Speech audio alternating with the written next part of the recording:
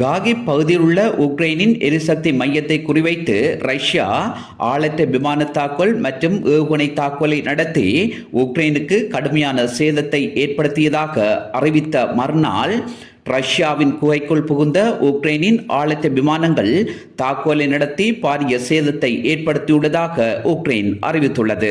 ஒரே இரவில் ரஷ்யாவின் கிராஸ்னோடர் பிரதேசத்தில் உள்ள ரஷ்ய இராணுவ தளங்கள் எரிபொருள் மையங்களை இலக்கு வைத்து தாக்குதல் நடத்தியதுடன் மட்டுமன்றி கிரிமியா குடாவில் உள்ள ரஷ்ய வான் பாதுகாப்பு சாதனங்கள் மீது தாக்குதல் நடத்தப்பட்டது.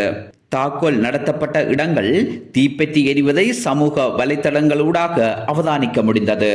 ரஷ்ய வான்கடல் எல்லைக்குள் நுழைந்த உக்ரைனின் ஆளற்ற விமானங்களை முழுமையாக சுட்டு வீழ்த்த முடியவில்லை என்கிறது உக்ரைன். ஜூன் 20 மற்றும் 21 தேதிகளில் கிரிமியாவில் உள்ள ரஷ்யாவின் இலக்குகளை தாக்கி அளிப்பதற்காக 70 ஆளற்ற விமானங்களும் கிராஸ்னோடர் பகுதியை தாக்குவதற்காக 43 ஆளற்ற விமானங்களும் அனுப்பப்பட்டு குறித்த இலக்குகள் தாக்கி அளிக்கப்பட்டதாக உக்ரைன் அறிவித்துள்ளது.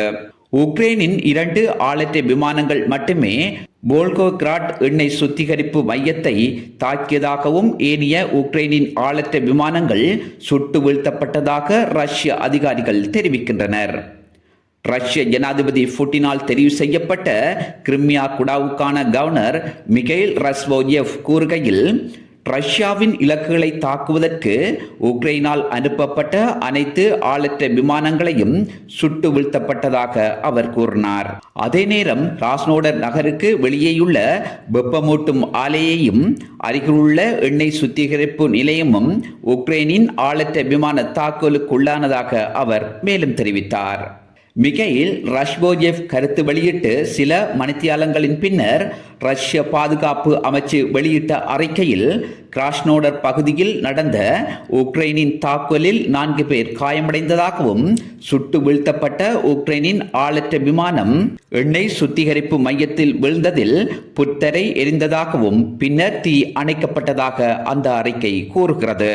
இன்னுமொரு ரஷ்ய அதிகாரி கூறுகையில், உக்ரைனின் ஆளற்ற விமானங்கள் கருங்கடல் பகுதியில் பறந்தபோது 6 ஆளற்ற உக்ரைனின் விமானங்களை ரஷ்யா சுட்டு வீழ்த்தியதாக கூறினார்.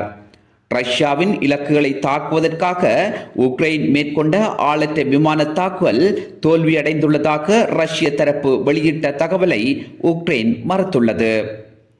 உக்ரைன் ராணுவம் வெளியிட்ட தகவலின் அடிப்படையில் தென்மேற்கு ரஷ்யாவில் உள்ள 5 எண்ணெய் சுத்திகரிப்பு ஆலைகளையும் பிரெங்ஸ் மற்றும் கிரிமியாவில் உள்ள ரஷ்ய வான் பாதுகாப்பு சாதனங்களை உக்ரைனின் ஆளற்ற விமானங்கள் அளித்துள்ளதாகவும் அந்த தாக்குதல் வெற்றிகரமாக அமைந்துள்ளதுடன் ரஷ்யாவுக்கு ஏற்பட்ட முழுமையான சேத விவரங்களை தற்போது கூற முடியாதெனவும் உக்ரைன் ராணுவம் கூறுகிறது.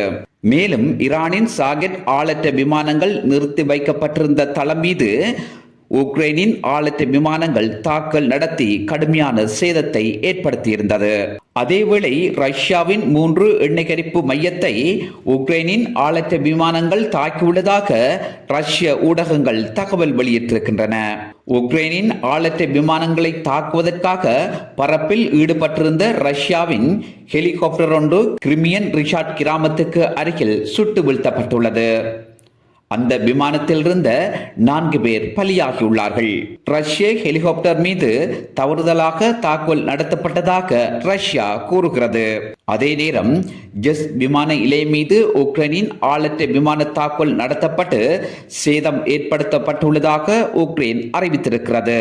சிலவேளை உக்ரைனின் தாக்குதலில் ரஷ்யாவின் K-29 ஹெலிகாப்டர் சுட்டு வீழ்த்தப்பட்டிருக்கலாம் என கூறினாலும் ஆச்சரியப்படுவதற்கில்லை.